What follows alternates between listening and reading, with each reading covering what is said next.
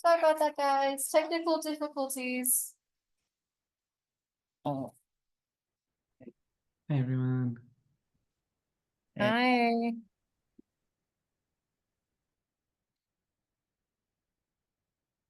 Can everybody hear us okay? yes.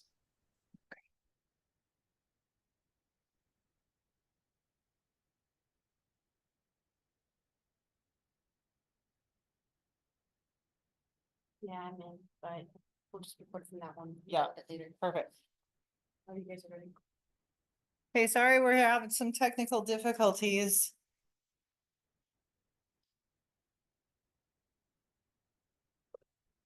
I'd like to welcome all of you to our second S&A meeting of the year. Today we'll be going over some new funding requests when voting and deliberating on, deliberating and voting on our funding requests from last week.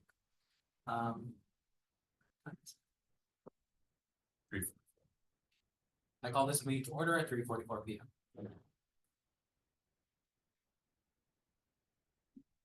First thing on our agenda is the call to order. Is the roll call and attendance. 1, 2, 4.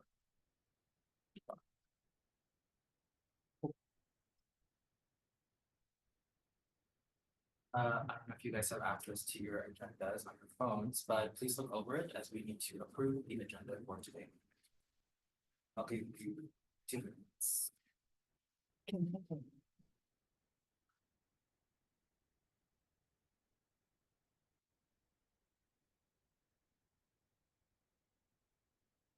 If there's anything that needs to be added or changed.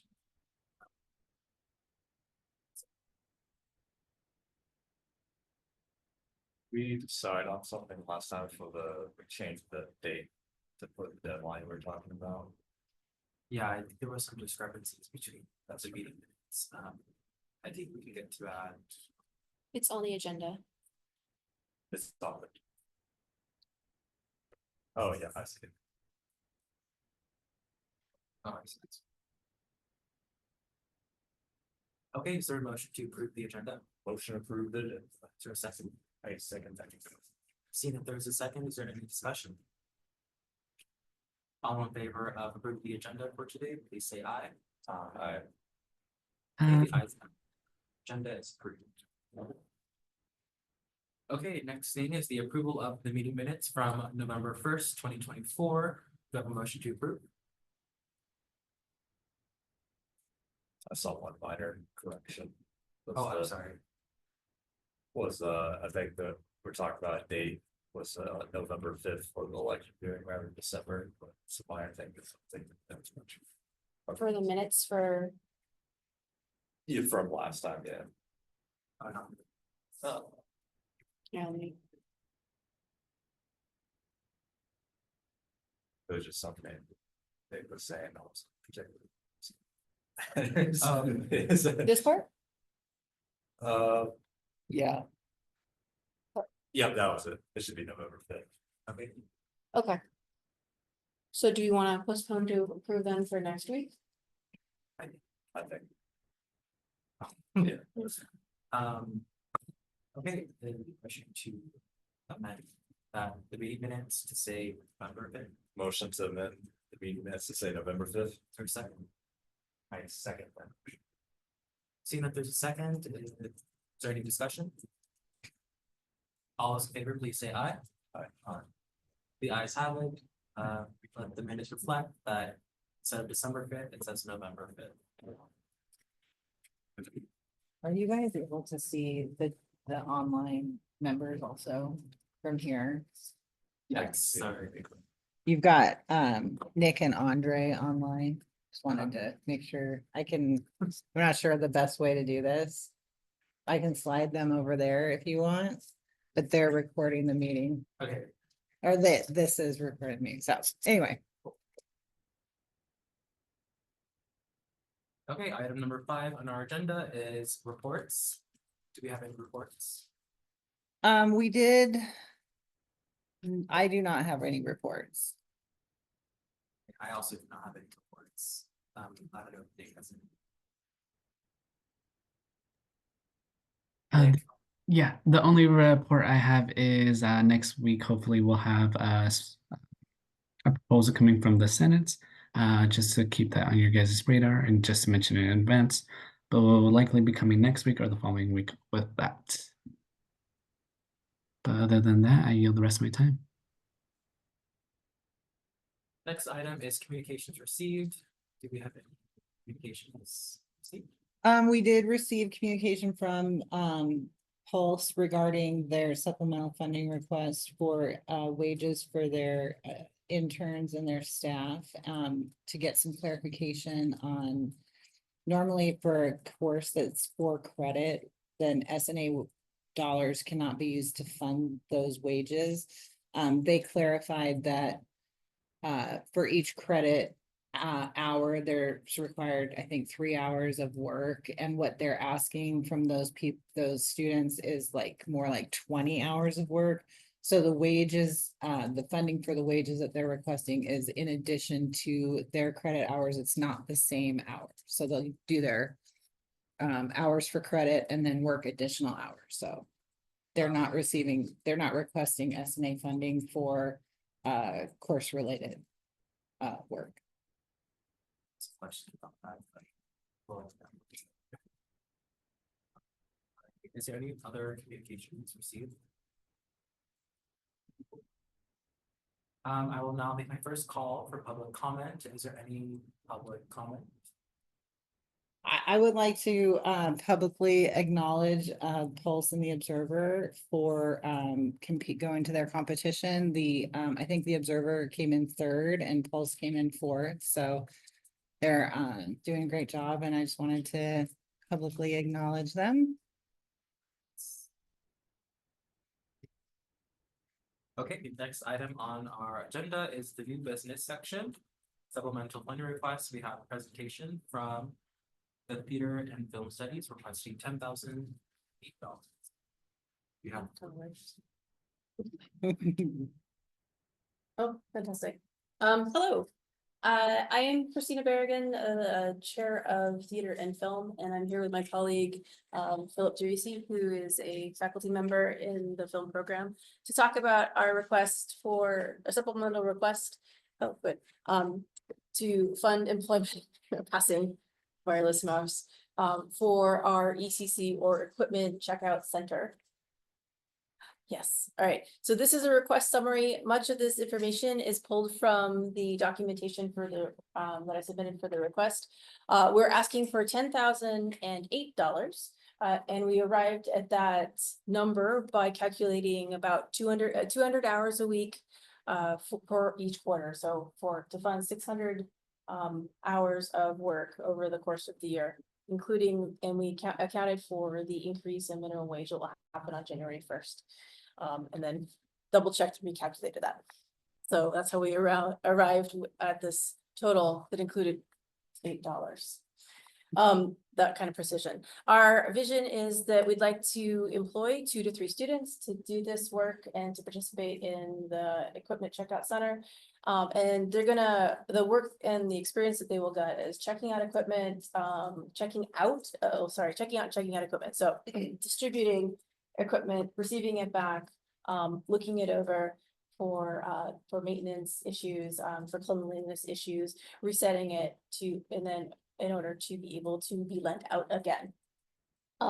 They will engage in sort of initial maintenance tasks, so that checking for cleanliness and functionality, but also identify problems that need to be fixed, and start the process on getting them fixed, but also use inventory procedures to keep track of the items, the many items that we have that we can lend out. And all of these things are very common to businesses that engage in rental of equipment for film and for photographic purposes. So the students, these 2 to 3 students, will have the opportunity to work in an environment that's patterned after a professional rental house, and very much like Adorama Rentals or Blazers Photo Rentals, which are 2 regional places that are based in the West Side of Seattle area, and offer them the opportunity to learn and hone those skills in order to offer them a potential to be employed at a higher level after graduation if they want to move into rentals and equipment maintenance and management for these sorts of rental houses. It's notable that these sorts of opportunities are not available in Ellensburg or for about 100 miles around Ellensburg. So there's really nowhere else students could practice these skills and in this kind of environment, and which is one of the reasons why we think it's a valuable thing to offer some students. Next slide. Yeah, this is another slide talking about allowing so this is a supplemental request in addition to a quadrennial request that the Theater Arts Department received. We're in year 4, so is that in 2020, because we are interested in offering hours beyond what was encompassed in that initial request, because the film program joins the theater department. I think this is on the next slide. Yep. The film program joined the theater department in fall 2023, and so they were very much not a part of our initial quadrennial request. And so this is mirroring that addition of student job lines and student hours that are now our responsibility. And it's also worth noting that every single dollar from S&A allocations towards the student employment goes into student pockets. We're able to employ students in our fabrication shops and in situations like the rental equipment scenario. I think we've got about 30-ish student employees being funded by this at this time. I say ish because I should have counted before I can't, but that's where we're at. And that is, let's see if I can, nope. Can I go back? Yeah. Oh, right now, whoop, there we go. Okay. Yeah. So I think I hit all of the main points I intended to present today. And I know that wasn't 10 minutes, but do you have anything to add? No, just that these are experiences, and through the experience, skills development that really are hard to find. We say 100-mile radius, but the truth is that there's like 3 or 4 who do this in New York, 3 or 4 who do this type of work in LA. Most metropolitan centers have 1 or 2 at maximum. So it's a really unique opportunity for the students. And we have a list of students who have already expressed their strong interest in helping this process. Okay, I think we're ready for questions. So the next piece. Sure.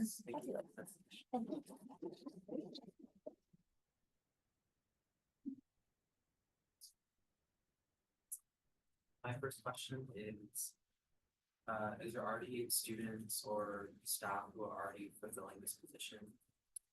We were able to employ 1 student for a few hours a week. So this represents an expansion of that, and the expansion is mirroring the volume of equipment that it's possible to interact with. You might recall that there was an article in the Observer last spring about the inside film production health. And in that article, it discussed that there are many items in the equipment checkout center that appear to be broken. And part of that perception is generated by not having anyone who can look at and evaluate and at least label or identify what is actually broken and what is, say, missing a piece that we actually have. So without the paid time to do that, some of the equipment sort of sits unused because of a perception problem. And it just seems, you know, and a lot of it is really trying to like order my words. What I'm trying to express is it seems like a missed opportunity for a student development or skill to not be able to have paid time to look through and evaluate and consider what would need to happen to like make equipment functional.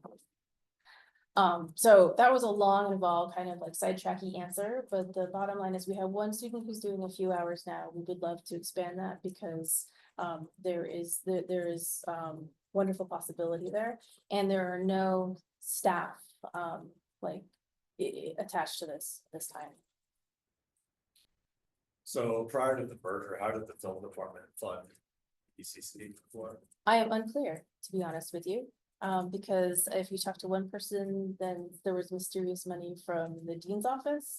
If you talk to another person, it was an outgrowth of a Wildcat film allocation request from S&A. But absolutely, yeah, absolutely nobody who was involved with that process is still at the university. So it is lost to time, unfortunately.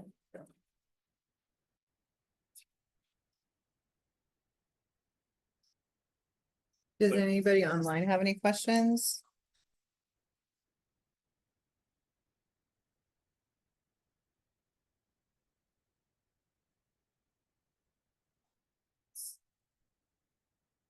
Consider maybe sunsetting or like combining different positions to allocate funds for this position.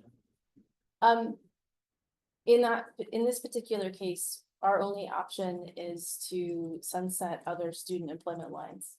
And other student activity or other student opportunities in fabrication shops. And while we are very tight and intentional with those already, it seems difficult to make that decision when this need and responsibility is something that is an actual objective addition to our program. My next question is, because you guys mentioned that there's only like 3 or 4 people that do this, like even like they do work because it's such like a niche skill. Companies. Oh, sorry. Companies, sorry, I was, Oh. I'm, I'm sorry. Okay, I was like 3 or 4 people are like the entire. sorry. But I was just gonna say, like, do you think this enhances their employability? Because, I mean, even after they graduate, this next opportunity to do something like this isn't for 100 miles of elsewhere. So do you think like this will enhance their employability, higher employability? I can speak to that. Absolutely. Please do. In so many ways, yes, the maintenance of cinema equipment, recording equipment, professional cameras, lenses, means understanding each of their functions and understanding them on a level that frankly, we don't have time to get into within our class settings. So they become experts just by virtue of the need to maintain. They need to know what the firmware is. They need to know how the sensor works. So this type of information, if I'm not, I'm not overstating that it's pretty vital and would give them a tremendous leg up. Well, first of all, if they were to continue those skills in the area, their advanced knowledge would mean that they could become video producers or cinematographers or sound people on day one outside of college, which is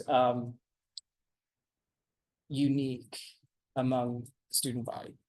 So, yeah. Hours with students, like for example, one student that's hired in this position, what their schedule look like hours a week. Well, with the goal of 200 hours a quarter, we're talking about distributing 20 hours a week across 2 to 3, like I said, 2 to 3 students.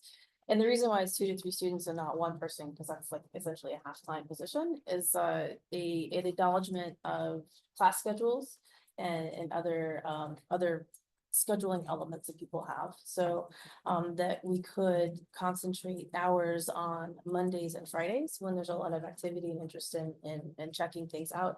And so that there would be good labor hours to accommodate the increased traffic, but then also hours during the week to do some of this maintenance, inventory control kind of work, organization, and prepare for the next big swell of activity.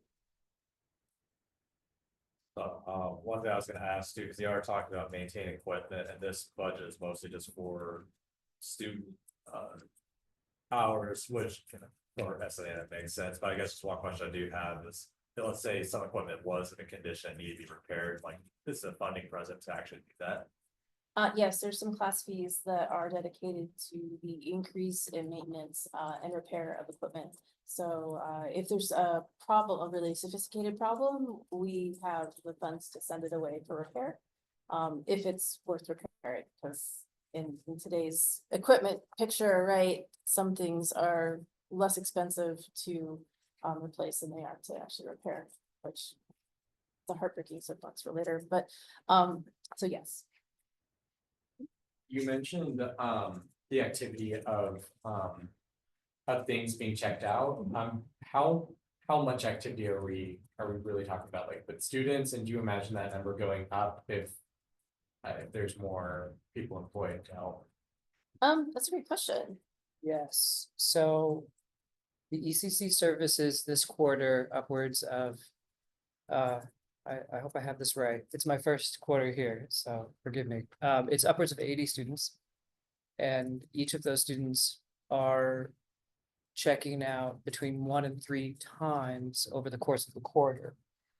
Now, right now we have one person who's essentially driving a big bus and is doing their best to keep up with that flow. That number will increase, winter quarter, I'm a little bit unclear about, but come the springtime, that number increases because of the complexity of the productions that go into, that are like part of that cycle. The higher level production classes are offered in the spring and it gets very busy. I don't know how we would manage that. But we're looking to create some stability. My coming in new, it does feel like it's been handed out or handed around, and there's a lot of opportunity in the ECC, and we don't have the people power to take advantage of it to the fullest extent that could be possible.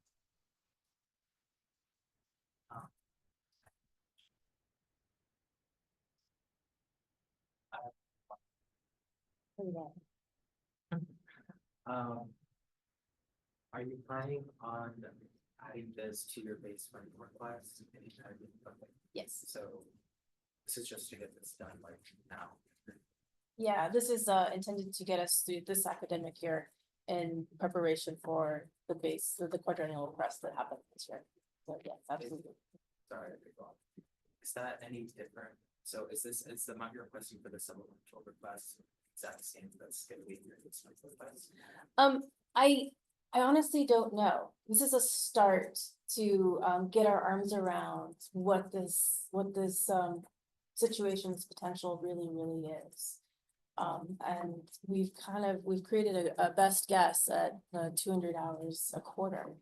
And it's possible with the sheer number of items that are a part of our inventory that we may need more. And we also, it's also clear that the more students we could get in contact with this kind of opportunity and situation, the more we can share the benefit of the opportunity. So yeah, I don't know, probably, but by the time the quadrennial requests roll around, we'll have a better picture. So yeah. How many students do you expect to be applicants? There's actually a pool open in my CWU, and right now there are 37 applicants. Those are all my questions, so. Let's have lots of Any from online? Yeah. How many items do you guys have currently, or a ballpark? Oh my gosh. We have a lot. We have 60 cameras across documentary, cinema, an entire wall of lenses. The department has acquired over the course of many years many toys and tools, and it's really an amazing assortment of items. We have dozens and dozens of lights. The last audit that we have is dates back a little while, and so part of this process would be to make sure that we're actually accounting for everything, because it's a small room, but it's just absolutely full. That's not true. There's 3 rooms. So upwards of about 1,000 items, soup to nuts. And I would say 1,000 is conservative to Yeah. consider every camera, lens Oh, right. adapter, We have C-stand part, clapper, lighting item, yeah, so there's a lot of stuff. And then my second question on that is, do you see that like a long term these positions functioning kind of the same with organizing and then dishing out these items? So to be clear, did Yeah. you asked about the long-term possibility for these Mhm. jobs? Yes, Yes. I believe these will be durable, durable needs and durable position possibilities, yeah. Okay. Thank you. I don't know if it's helpful context, but Mhm. people in these roles, so I come from a media company called Vox, and I managed a similar version of an ECC. And my hope is to bring some of the practices that we did over there here. But the people who manage these spaces, they become experts by virtue of their need to understand the product, and then they become tremendous resources for the students, because they, if the student has a need in a certain, like I want to try this type of film or this type of shot, but I don't know what tool to use. So in a way, if the ECC is properly resourced, it's added value to the entire pedagogy of the department, in addition to it being unavailable within 100 miles. So it's sort of like cake and eat it too situation, because the students' films will improve. We will take full advantage of the gear that we have. Yeah, win-win-win. Okay, got it. That was my final question. Thank you guys for elaborating on that. Absolutely. Thank you for your presentation. Very insightful.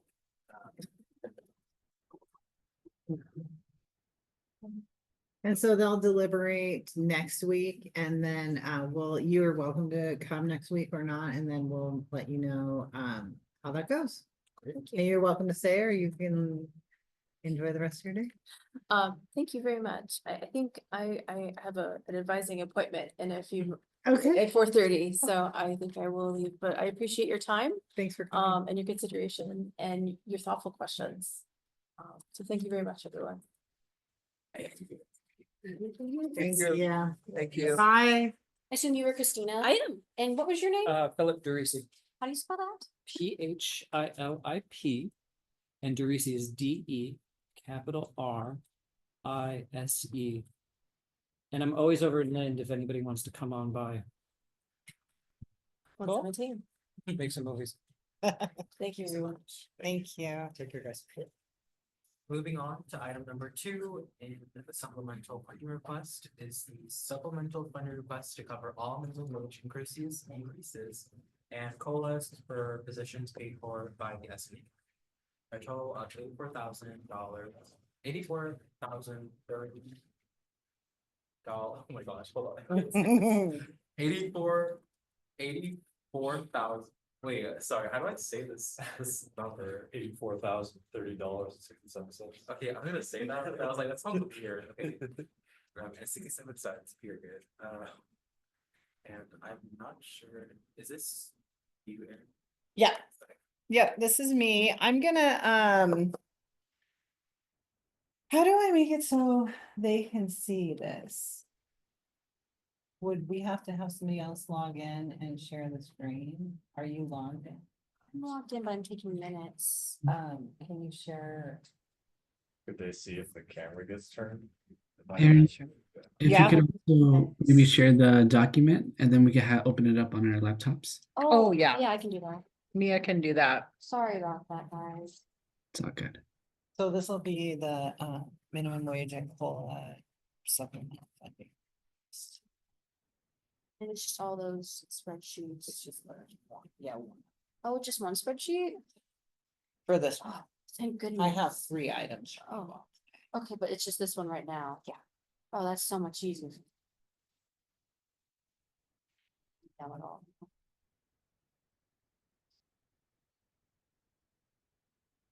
Oh, I don't wanna actually.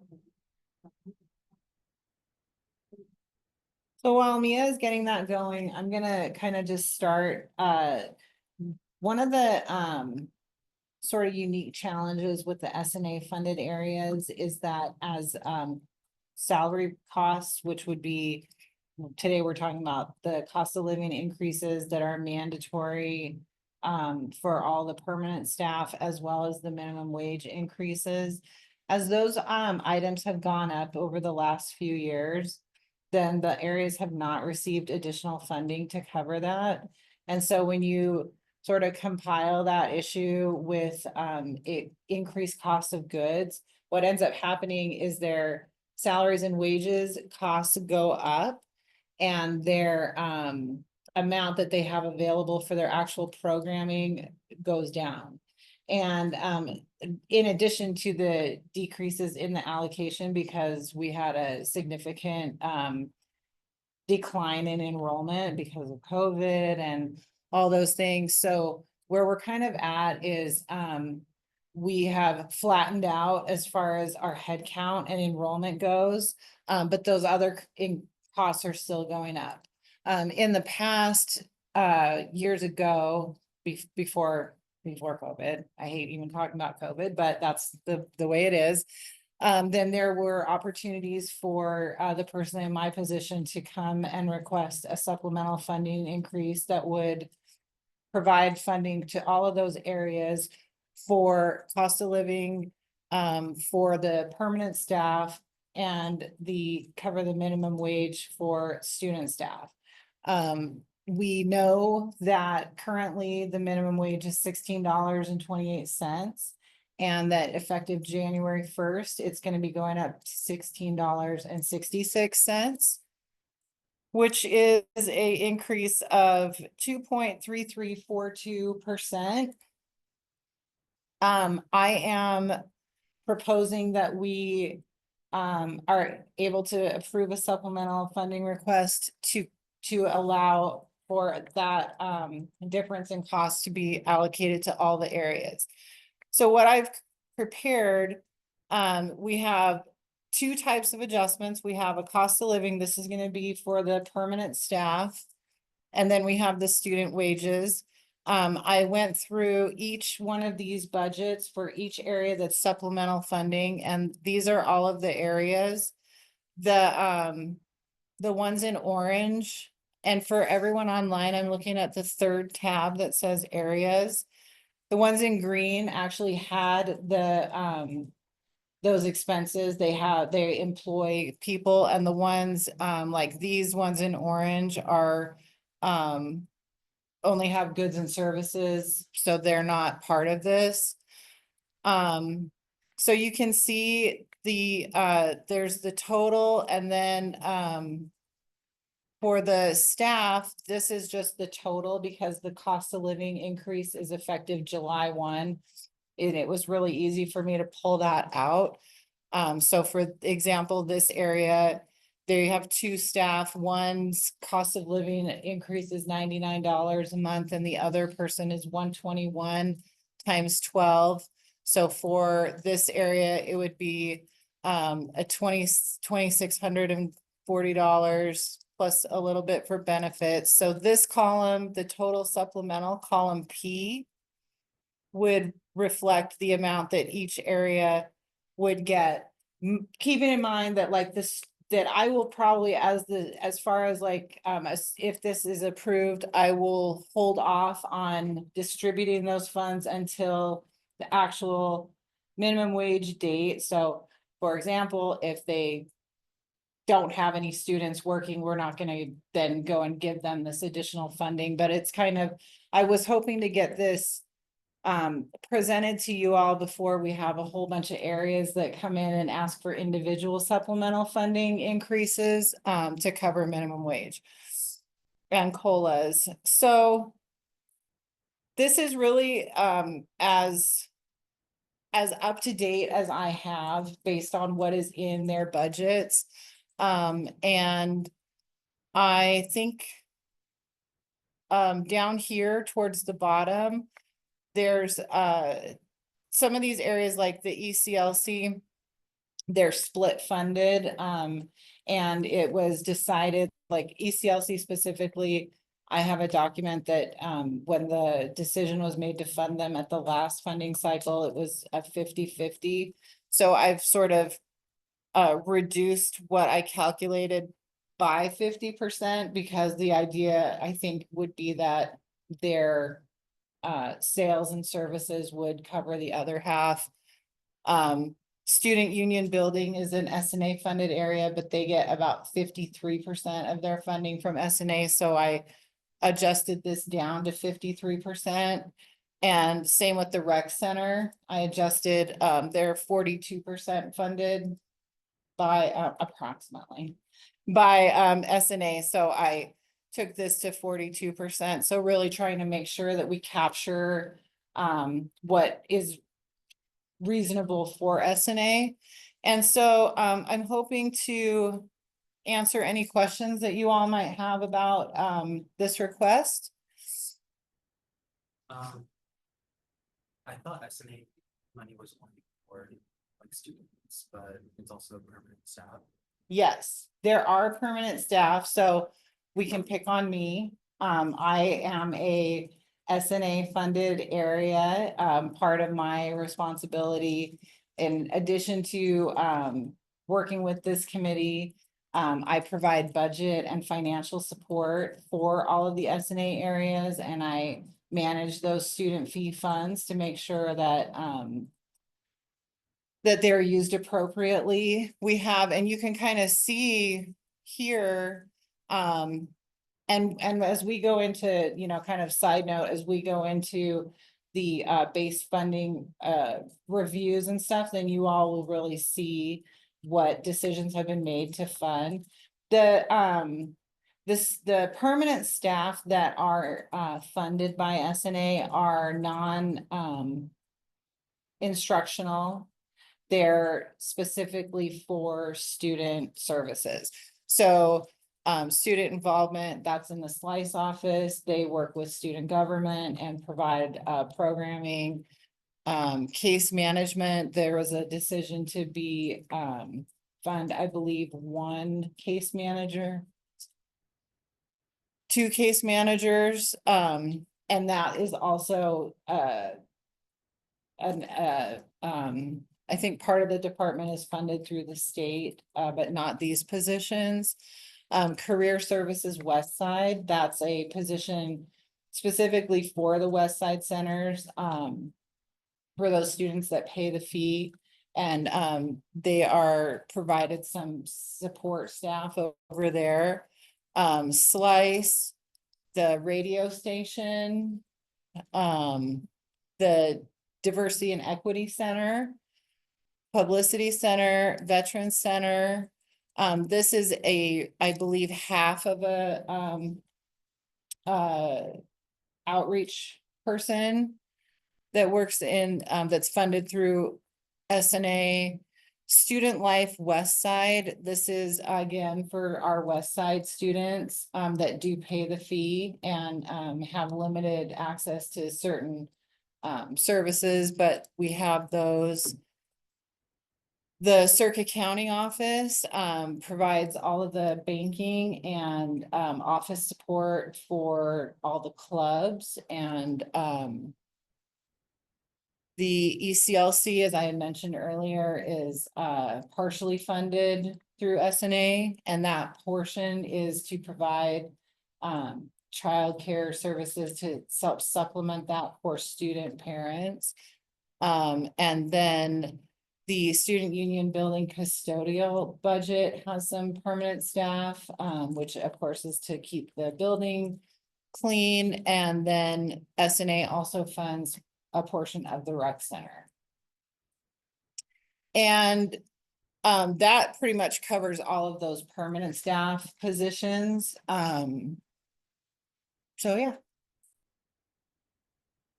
I was gonna say, like, Cause I mean, of course, if minimum wage goes up, cost of living, mandatory cost of living increases as well. I mean, if you didn't fund this, would this mean those jobs just have to disappear at that point, or would some of them do? Actually, what has been happening over the last several years is they have less money for goods and services. I mean, potentially, they could reduce student positions, reducing staff positions is a little bit more of a process. I think that we would have to probably, it wouldn't be just, but part of the, goods and services provides additional student jobs. And so like I know in my office, we don't have any goods and services really budget. We don't, I mean, we're an accounting office, so we buy like paper and forms and stuff. And so, that's just a for example. So, some of these budgets, that's only student wages. And so for us, we utilize work study and to try to get as many student opportunities as we can. We hire, currently we have 7 students working in our office to help support the clubs, not at 20 hours, but we have even a running start student trying to provide those opportunities. Sure. About a position that is already above reach. That also go up? For a student position? Yeah. I guess that's kind of up to the individual department, and I didn't go through. Because I don't really have the access right now to look at individual student jobs. I probably can do that, but I don't really know how to, I don't really know how. They're not budgeted, the student positions aren't budgeted by each student. They're budgeted as one sort of line, and so to look in there and try and figure out, is this one student at 16. I don't think many of these are paid above minimum wage. I think, if I'm not mistaken, I think like the ASCWB board of directors are paid like on salary above. So, right, and I think that there is something in there that's required, and so like last year when ASCWU minimum wage went up, I mean, when minimum wage went up, I think that we had to increase ASCW wages.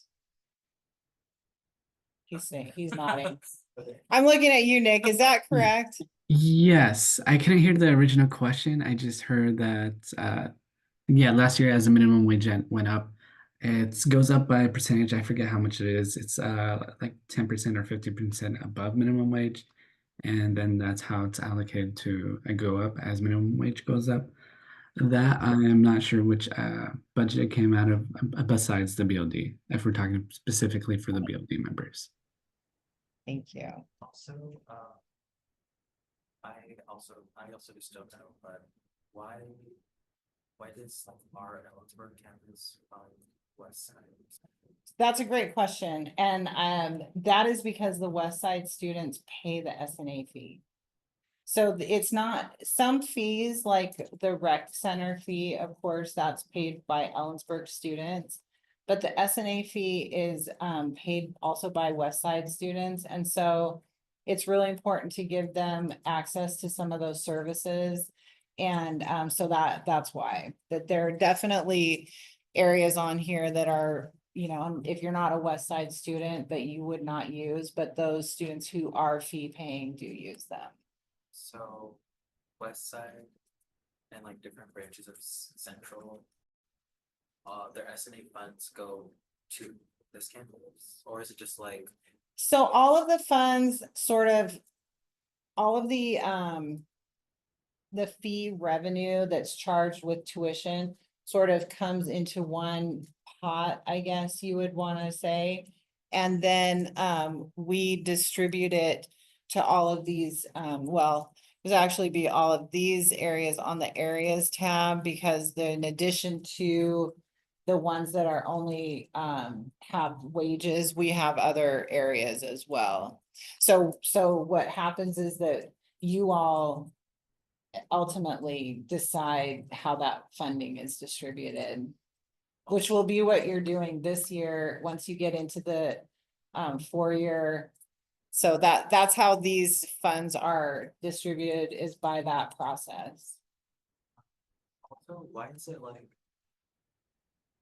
I've never been to the west side. That's okay. Part of Central, so it's like, they also have classes there, right? Yeah, Okay, so. Yeah. Okay, so why are they like, it's like random positions, like there's student life, but it's not like a video. well, I think that for the board of directors, I think that I don't know if West Side students are able to run for office. They are. They are. And was that your question? I'm sorry. Yeah, so do we have two student life?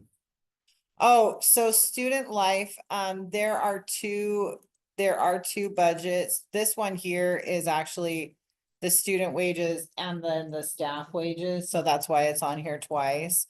But we do have some like student involvement, for example, Slice and campus activities. They're all kind of like lumped into Slice, but there's different funding. And we have that information as like how they came to those decisions when they allocated the funding. Oh, okay.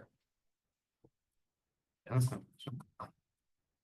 You guys have any- No, it was just a kind of one month I had.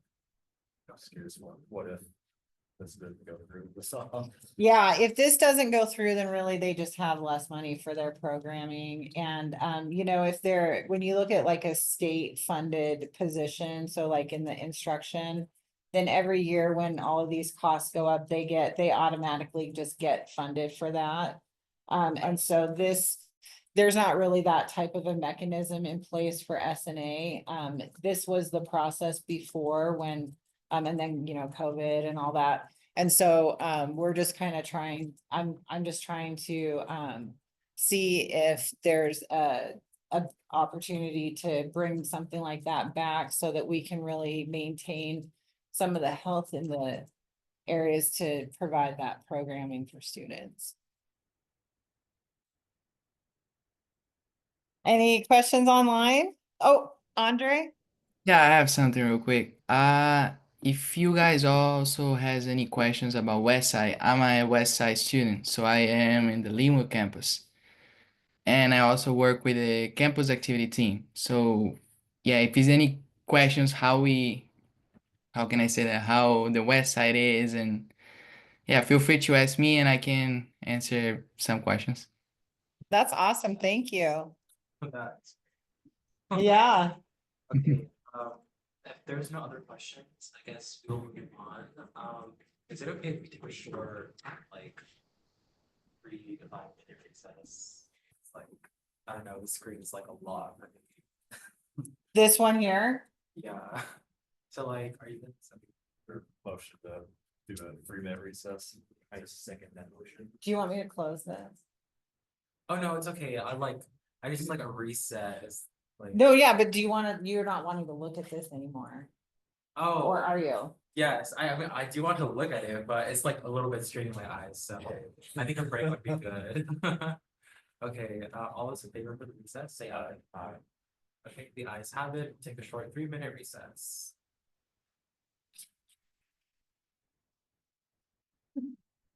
Well, so I do give you this projector is kind of hard to look at for some reason. It's like the way Yeah. the pixels are in it, it's almost like double vision on it. At least it looks like it from here. I don't have to like squint my eyes, but like I do have to like focus just a little bit. Well, it's because it's like I think your brain focus is just a little out of focus because the way it's showing up Sorry. It's the accountant in me. I'm like, I can bring data. But I do think it's like interesting how there's like random positions that are funded through S&A. Do they have their own S&A committee? Who's that? like the west side. No, this is the S&A committee. I wanna be, I was just kinda thinking, it's like, I wouldn't really be fair if they couldn't run for office over. I there. know. It's like, that's like taxation without representation, pretty much. That's actually true. It's like, I've only been here for like a year, but thank you ever. Like, I don't know how that would work, like a west side, like president. They would have to zoom in somehow, or like. No, that would be way crazy. I was gonna say, or you have to host a meeting over there, but that'd be crazy. Cause then you'd have to fund travel for all the other members. over there, Yeah. Probably. That's true. So, muted. I think it's.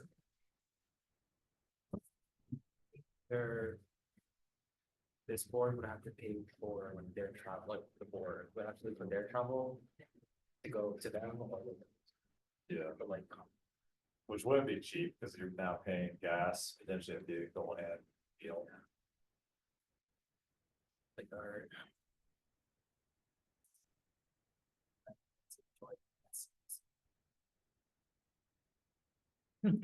Yes. That's interesting to see.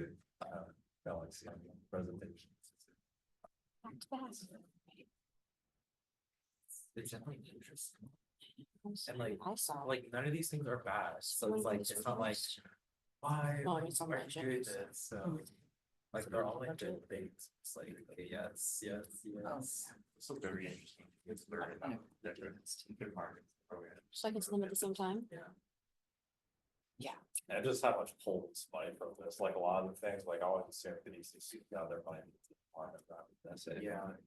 But then it's like, you know, the biggest Yeah. money, yeah, that's it. Sorry, I'm probably gonna go over. This is like, Yeah, I don't know why, I mean, I understand. We're why still in students old don't think business. Wow, that's me, but. I don't, like, literally everything comes like from this, so it's like, well, stuff.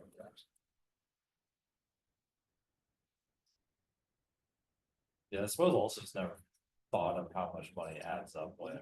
well, I get the video, do you salary or hourly? Yeah, it's like 2,000 or something like that across.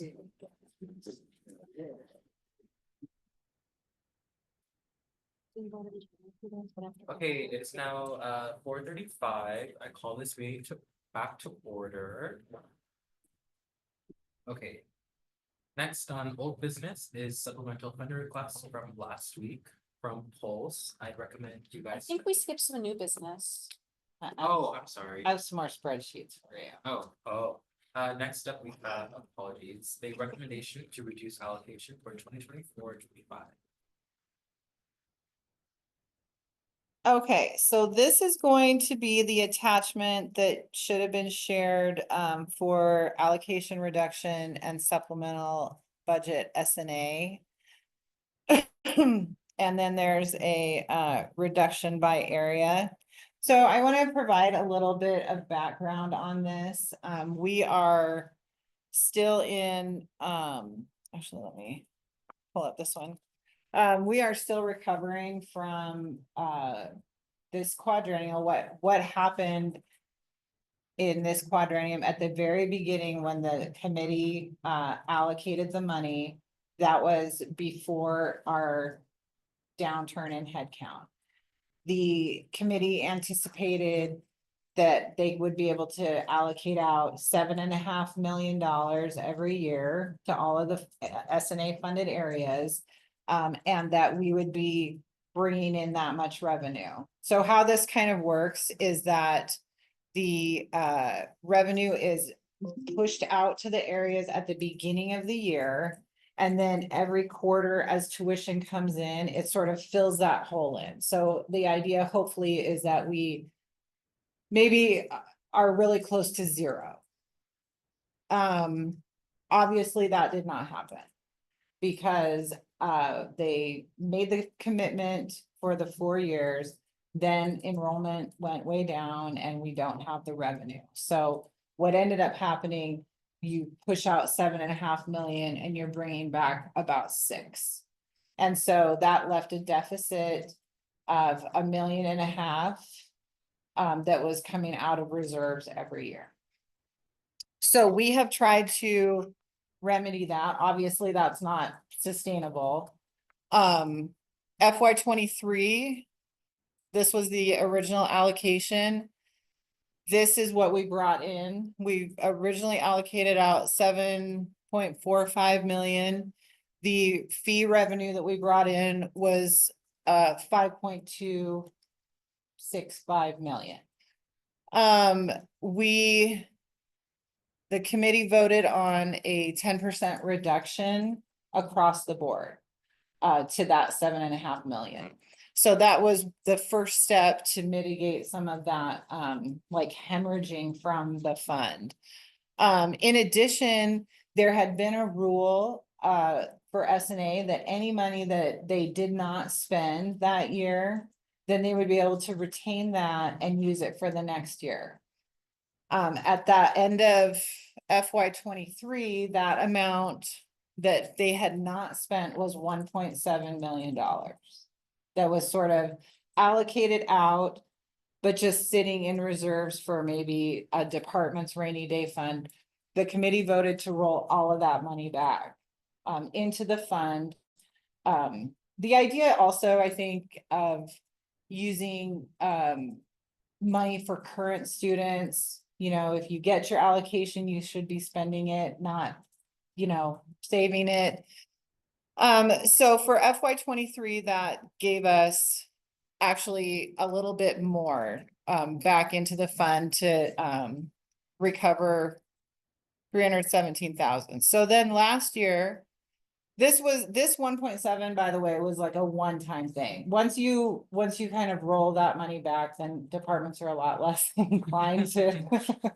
Okay, so that was a one-time thing. Then last year, the committee voted again to do a 10% reduction. So we allocated out, we had a little bit of a structure change right here. We allocated out 7.4 million. The fee revenue went up a little bit, recovering. We took the reduction. We did have 225,000 of unspent funds that we rolled back for a net of reserve spending of 435,000. And so effectively, even though our allocation was 7.4, effectively we pushed out 6.4. And the plan was sort of knowing that if we don't see a big upturn in enrollment, which we have not, I think we're flat. I think it's safe to say that we're flat. If we did not see an upturn in enrollment, then by the time you all would be looking at what you can allocate out for the next 4 years would probably be in the $6 million neighborhood. So it was kind of tentatively structured that we would start slowly ratcheting down the allocation. So this year, what I'm coming to you with is the FY 25 column here. Same initial allocation because it's for 4 years. I'm projecting that we will see 6,077,000 worth of tuition revenue, which is the S&A fee, the $272 times the number of students per quarter. And this is not per quarter, this is for the year. But that leaves us about a $1.4 million deficit that would be spending into reserves. If we maintain the 10% reduction and increase it by another 5%, then we will be spending into reserves by 241,000 plus or minus anything that is left unspent. And so my recommendation to you all, because of the health of the fund, would be to implement a 15% reduction to the allocation off of the initial allocation. So it'd be an additional 5% from what was reduced last year. We have that set in their budgets tentatively so that they, and, you know, we've communicated for the last year and a half that this is sort of where things are looking projection wise. So I'm making a recommendation to reduce the S&A allocation by 15% this year. Just so that I understand this correctly. Um. The total S&A allocation is the money that is like requested and that we push out towards people or for departments. That's what was approved by the committee 4 years ago. Yeah. And then the revenue is the money that we actually do have. That's the money that is coming in through tuition. Not your academic tuition, but Yeah. it's part of your tuition. That's the tuition money that we are bringing in this year. Yeah. So because we only have 6 million, but we need to push out 7 million. We bridge that gap with the reserves, right? Mhm. And do you know, like, where we're at the reserves, like what happens?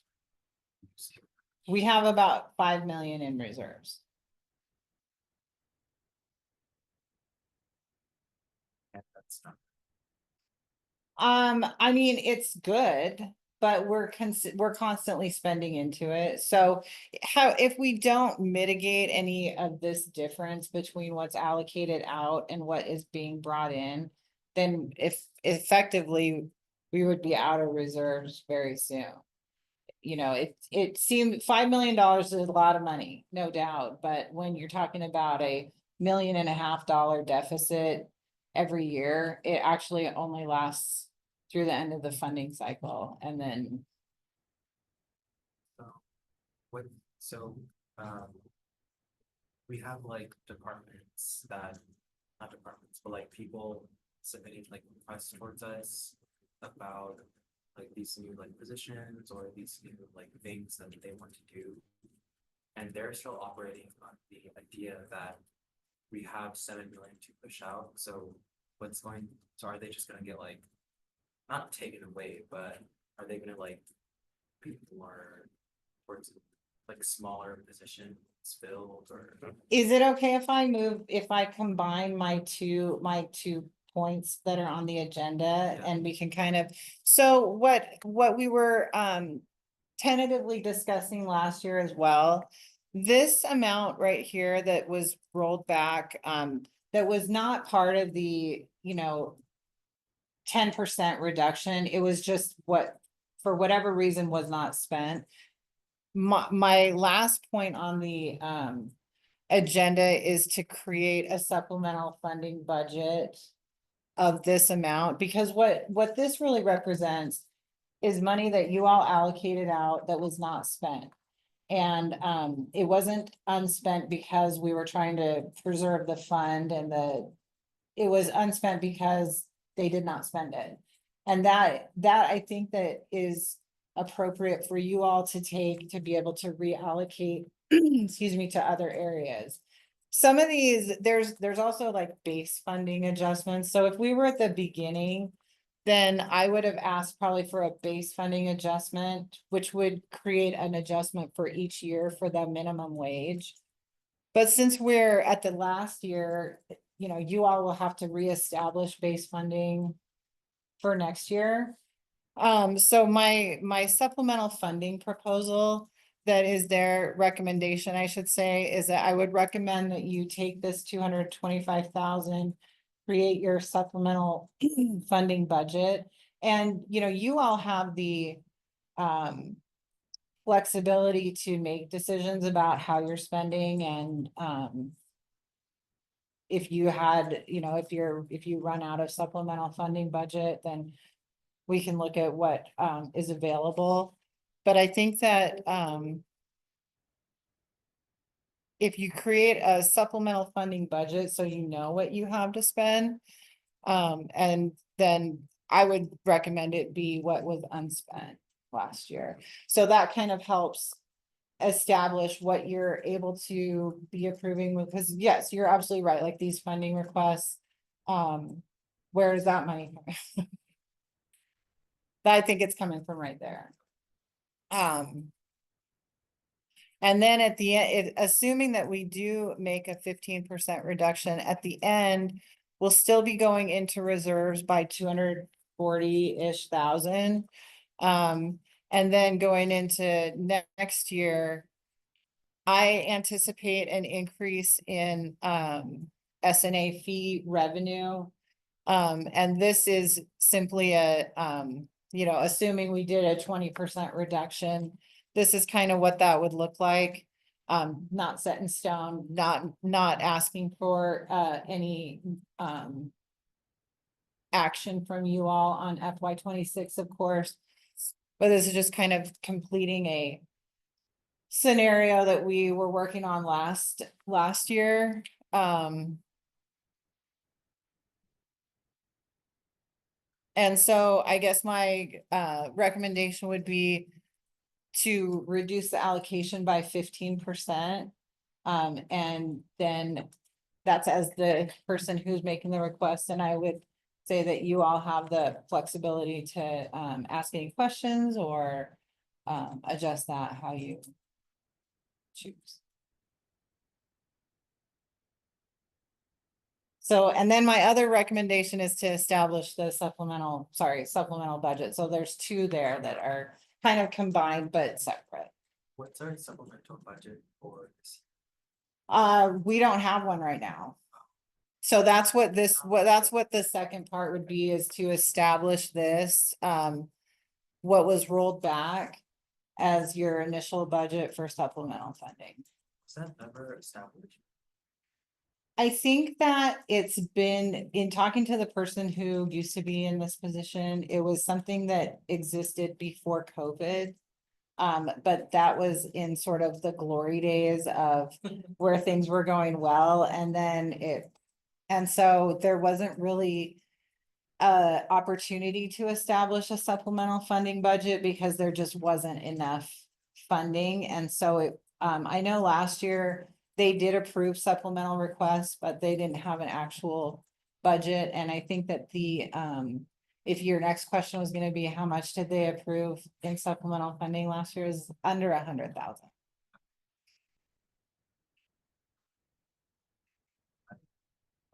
It's like very informative. You're welcome. Thank you.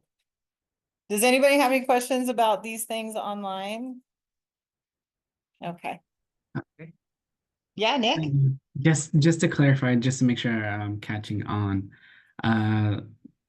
we were talking about the two recommendations, the first being the supplemental funding budget, which is going to be the rolled back from what year again? From FY24. Got it. And then using that as a supplemental budget for this year, 200 and something, 65,000 is what you said? It's for the supplemental budget, I'm proposing 225,347. Got it. And then for the reduction, it is just the 15%. Is that correct? Correct. That has been kind of planned out throughout the years. Correct. Okay, got it. It's Yeah, the I just had same. It'd be that same 10% plus another 5. Got it. Yeah, that's the only clarifying questions I had. Thank you. Thank you. There's no other questions. We'll move on into old business.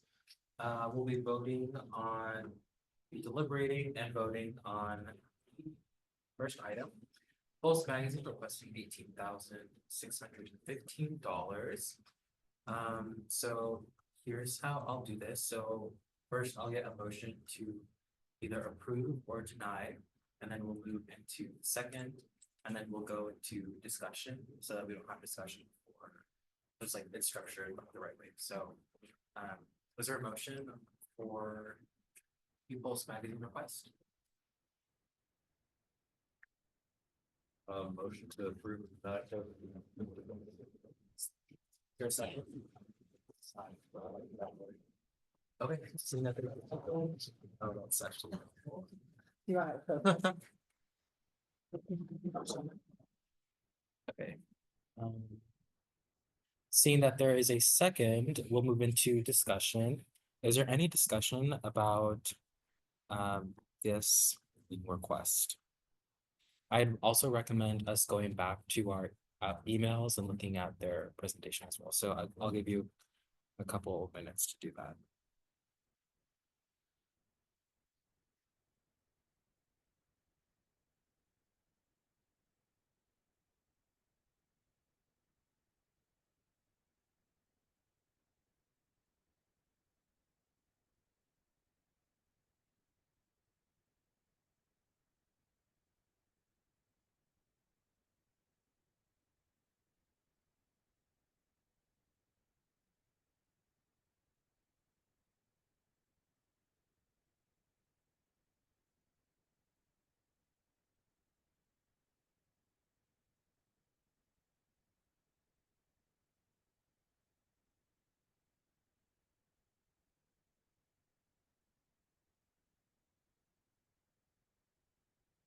Okay, so I think this was the one that it wasn't so much as a funding request as much as it is a reallocation. Yeah, So this is because Central News Watch isn't being offered anymore. So like they still have those funds, I believe. It's just those funds, but they're not being used for that. My concern was that like what if Central News Watch comes back and now they have these two like things that exist and obviously like what do they do then? But I think it's already structured into their base funding request. But I don't think Central News Watch is in that, which would make sense. But given that it's for 4 years, it's like, what if it does come back within those 4 years? You're gonna have to request like more money, right? So I don't think we've seen their base funding request for the next funding cycle. And this is a similar request to what they did last year, and I think that, it's not gonna come back this year. If it were to come back next year, let's say that they got somebody, then they would need to include that in their, base funding request to you all. Or they would need to come and request supplemental. so what they say in the minutes here is that like they don't have a broadcast faculty member to oversee it anyway, and so they mentioned they definitely don't foresee it for 24-25. I guess they still don't have a faculty member, might be longer than that probably, but. Is there any other discussion? I don't know, I feel a little hazy on some of like the student hour numbers thing, or just how that is fully distinguished from being the class requirement, or from what they're saying. This was that this one? Yeah, that was a part of this one, right? Yeah, so like. Oh. Cause they're Yeah. saying some of the students are working more than 20 hours or something like that to cover the class. Yeah. And they wanna pay them for that, but then. They're only required to do like what, 3 hours or something, and Yeah, so I think what happened was the class credit, so I think it's like for every credit you have to work, or like you usually need to like study for like 2 hours. And so they're working like way more than they should be. And I'm not sure if it's for example, if it's like a one for, I know it's not a 1 credit class, but if it's Yeah. a 1 credit class, that's like 2 hours per studying or working in that class. And then if the job is like 20 hours a week, I'm just like I'm questioning if this funding is for 22 hours a week or if it's for 20 hours a Yeah. week, you know? well, I was just wondering too, if that's like a sustainable system as well, Yeah. too, it just like almost seems like there might be deeper problems with how they're structuring it in general, but. It's like communication based on us. Oh, okay, cool, yeah. I guess I'll talk. Oh, okay. Maybe 3 hours each per week. District cuts. It's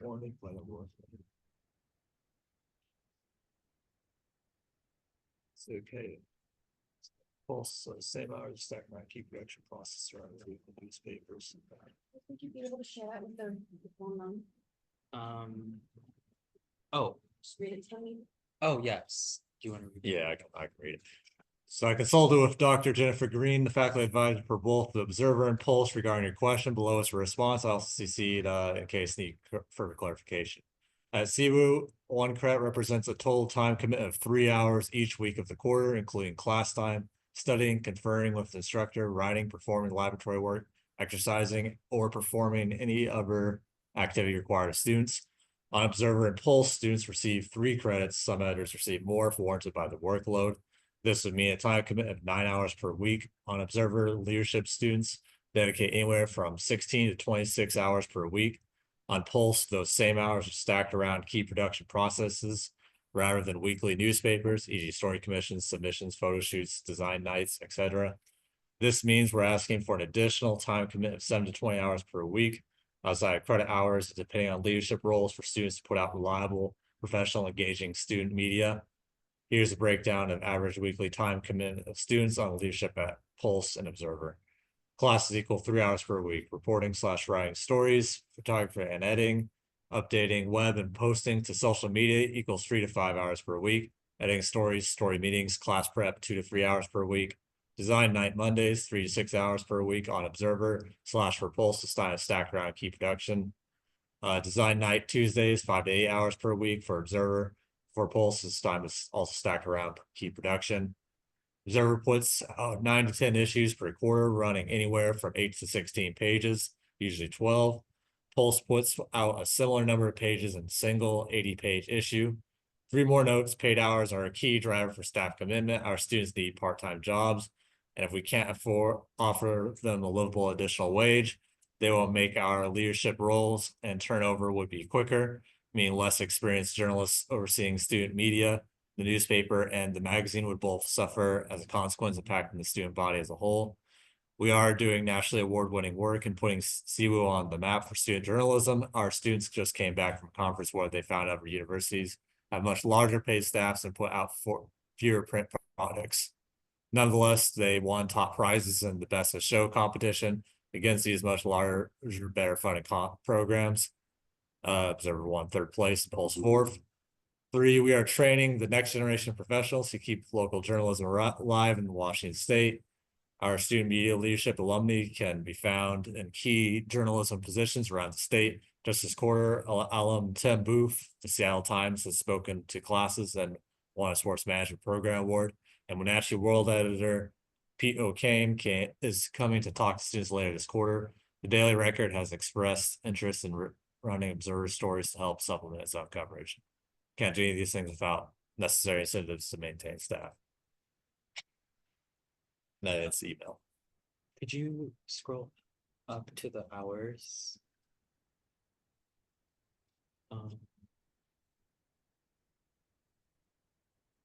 So I think regardless, I think that the class has a insane workload. for Yeah, these 3 well, credits, that's and kind of what I was getting at. I was like, this almost sounds like maybe it's just a problem how the class yeah, is this is like structured. it's like a problem with the class, but Right. we're not here. for They, that. yeah, but they also point out an interesting point at the very bottom too. Our universities aren't making as many products, we're putting out as many products as they are too, and they have larger, staff Yeah, to do it, which that's another question I have is maybe that's a hint at what needs to happen there too, but. I'm wondering if eventually Pulse and the Observer won't be a class anymore, just be like kind of hype or something. Yeah. I'm not- And I think that's like a point that kind of would maybe even change how I view it a little bit too, is if it was just completely distinct from being a class requirement, or maybe if the department just had like, you must do an internship of X hours, then this almost makes more sense to me to be something like that, but yeah. once again, that's getting into maybe beyond the scope of this, because we're just deciding that's a funding, I guess not necessarily how they structure their Yeah. coursework, but like, Please contact the dean after yeah, this. it's just, I have questions. It's kind of crazy. Do you guys online have any questions?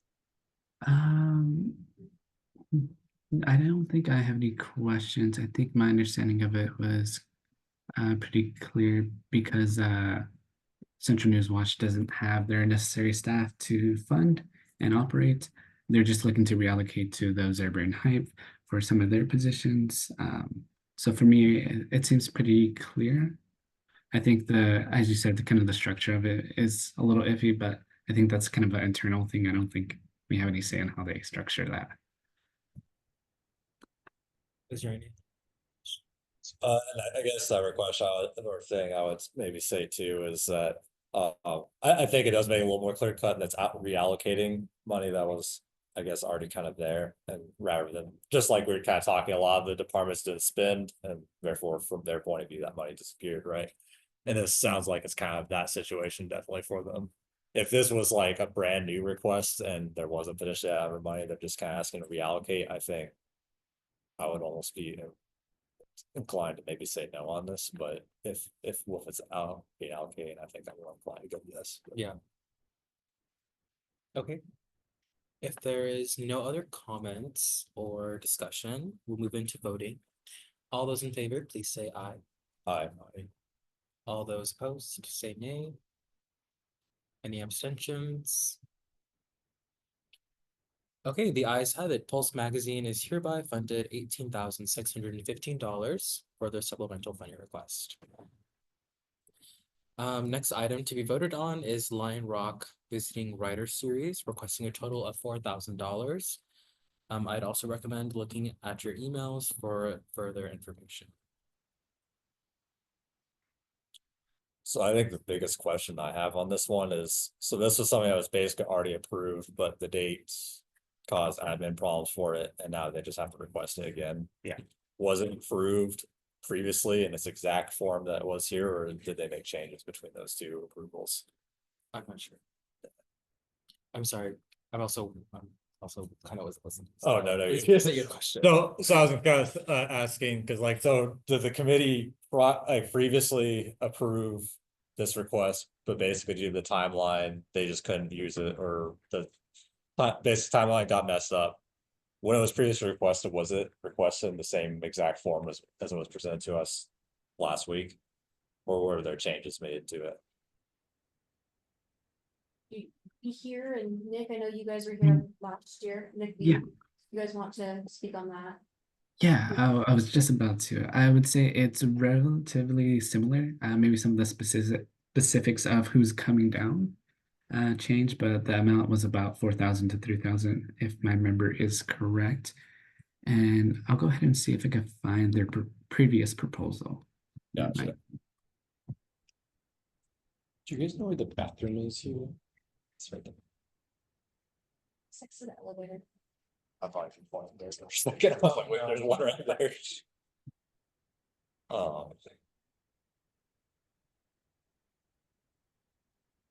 Yeah, I wasn't completely sure about what happened. I think I remember it being like it was already in their base funding or something, but they requested. Ali kind of took ownership for it, kind of, right? I feel like he said it's his thing, which I mean, I respect him for saying this. Yeah. They requested it and it was approved, but they didn't spend it because he felt like maybe he had asked for it prematurely because it was being spent this year. Gotcha. And so then that rolled back into, that is effectively part of that 225,000 that we rolled back. Gotcha. Wait, do we know why they didn't use the money? It was just bad timing or Pretty sure. mistake or Oh, yeah. misunderstanding. Sounds like something. like that. How did? Okay. I'm thinking like how would he not know he got the money? But I don't know. I think the only other main question I had about the request, at least like the one thing that seemed just a little odd to me, is the $300 bonus for a very specific person. Oh, yes. That seemed just like, I think I would be, if it was for like, hey, we're gonna start a new job and hire someone new, or we're gonna modify wages or something like that. But just like a random $300 bonus from S&A funds sounds strange to me. I don't know. Yeah, it was stuff like that. Wait, what Or is this stipend. about? It was. Sorry, I just walked in. I feel like you can explain it better. Yeah, so like one of the things they requested is they want to give a extra $300 stipend for their intern they have. This very specific intern they already have, and just as kind of like a reward or an incentive for all the hard work they do, which I think it's, you know, it's an honorable thing to ask for. But I just feel like it's maybe just a little weird to ask for just what seems like a $300 bonus for a specific person out of the money. Yeah, I'm not sure how I feel about that. I think, I'll just mention that you all can always have the freedom to fund something in full or partially or not at all, so that's up to you all. I know that Robbie did reach out to get clarification on if that position is tied to course credit, and I don't believe that she heard that, but It didn't sound like it in the presentation from what I remember him saying, but maybe it just wasn't clear too. And then the other question I asked, which I think he answered adequately, is I asked about like the contract specifically because in McKillian's rules, it said we're not supposed to really use that money for effectively giving gifts, meals, or random things like that for guest speakers unless it was contractually negotiated beforehand. So that's why I asked that question. He said it was so. oh, okay, I think, yes, I'm feeling more, well, I don't vote, but, I'm, if I was voting, I would be, I would partially fund this request, not the $300. I think as a board or as a committee, we need more information. Like, is this part of credit? Is this part of any academic requirement? And where did this number come from? Like, Yeah. you know, Well, and yeah, that's why I was like, if it was like a specific wage increase or something else, I think I'd be more inclined to understand that. It's just a one-off $300 payment. It just seems odd. That's all. yeah, I think I would recommend it. Oh, Nick, did you say something? Yeah, and I think before we kind of go ahead and make the decision of not to fund it, we can always table this and then ask that question to get clarification. But before we decide not to fund it, we can always bring this up next week as well. I agree. Yeah, so those are options. So Mm. it's really up to you guys. But I Didn't- think, Sorry, sorry, no, you can go. didn't Robbie already try reaching out or? Yeah, I don't think we got communication, or unless it would have been. When did Robbie reach out? Do you know?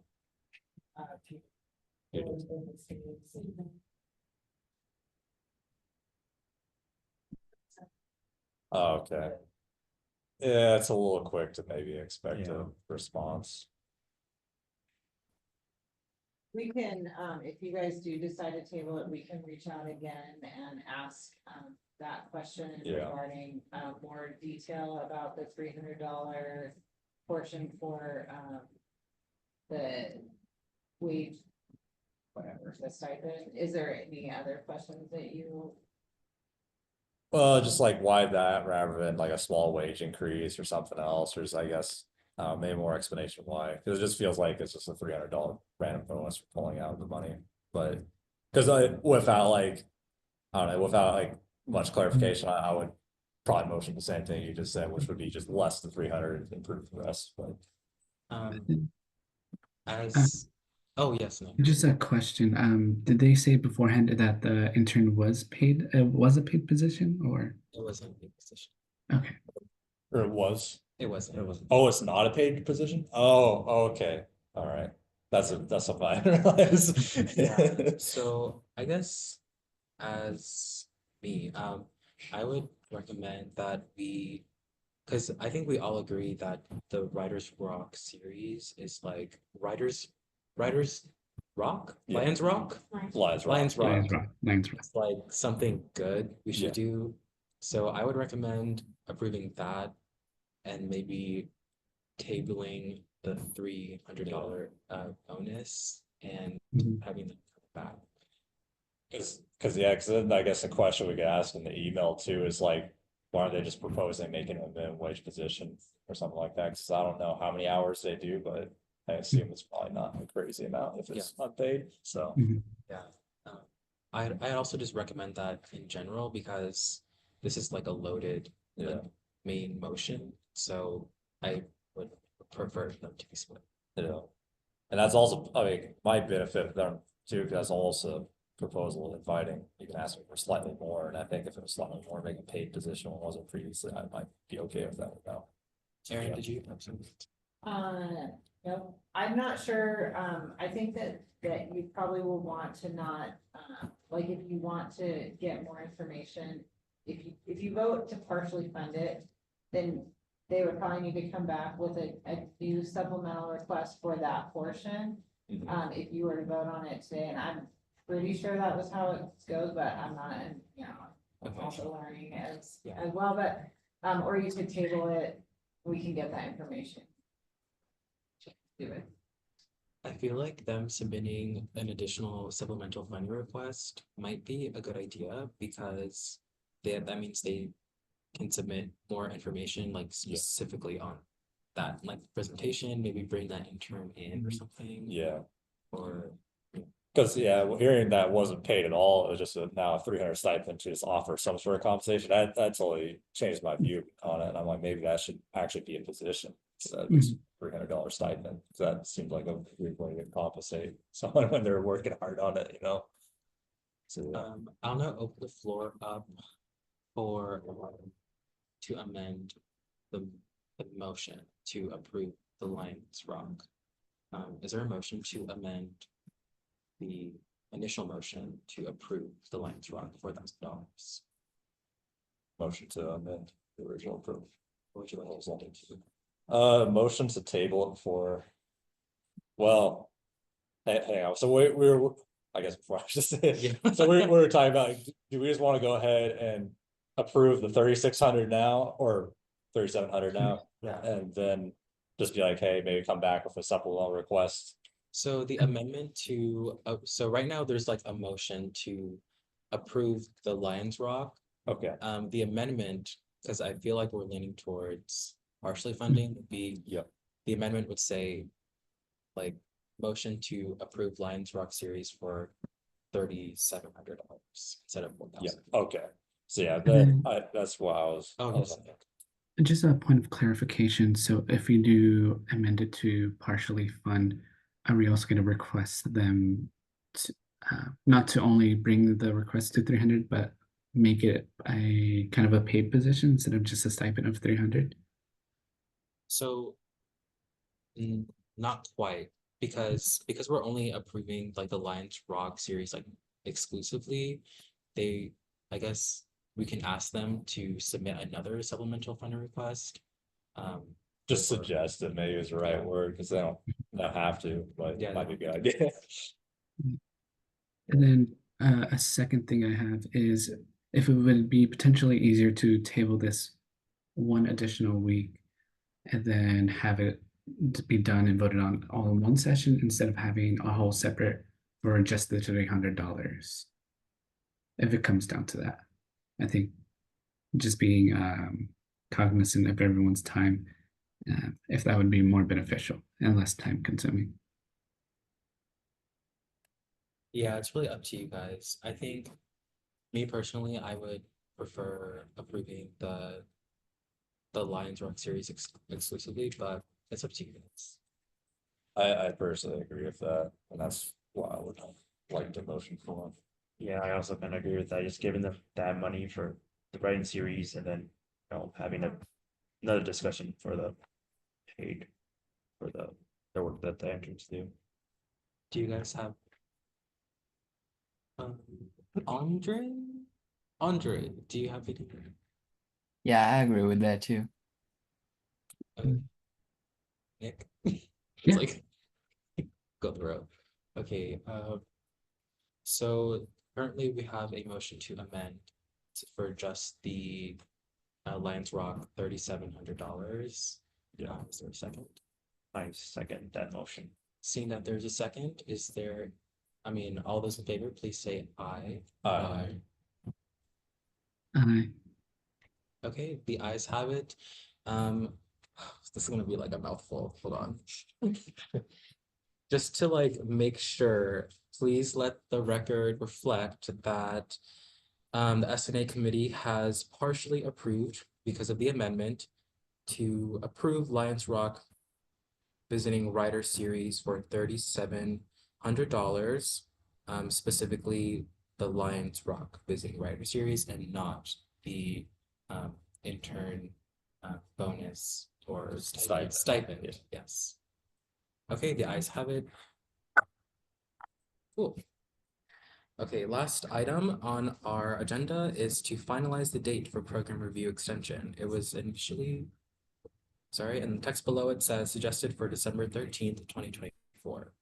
I don't know much about this because I read it on email, but I think that what happened is that you all went through that, but it wasn't clear in the motion for which date. It was voted to extend it, but I think during the deliberation, then the date was clear, but in the vote, it wasn't stated what date. Yes, the motion was to extend with no date.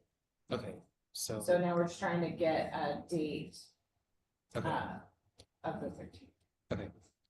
This December 13th is the date that it was. It was due the 1st. Oh, Okay. And so the 13th was what was discussed to extend it to, but during the vote, it wasn't stated in that. Okay, I see. so it looks like we need to, oh, yes, Nick? I'll just agree. Oh, okay. So it looks like we just need to motion to set that date for December 13th. Okay. Is there a Motion to extend the date to December 13th For the for the program. for graduation? Okay. Is there a second? I second that. Seeing that there's a second, all those in favor, please say aye. Or Um, raise your hand. Okay. Okay, the ayes have it. Program reviews will be extended to December 13th, 2024. Okay, this is my second call for public comment. If there's any public, yes. I would like to publicly acknowledge that Monday is Veterans Day holiday, and I would like to thank all of our veterans for their service and sacrifice for our country. Thank you. Second that. Yes, please take Monday off. It's like, I feel like it's like one of the only like 3-day weekends we have, so. Well, not kind of Thanksgiving, so. Thanksgiving. Yeah. But yeah. Different. But, okay. Do we have a motion to adjourn today's meeting? Motion adjourned. Second. Today's meeting. Yes. Second that Is there a motion. second? Okay, all those in favor, please say aye. Okay, the ayes have it. We will be adjourning at 5:20 PM.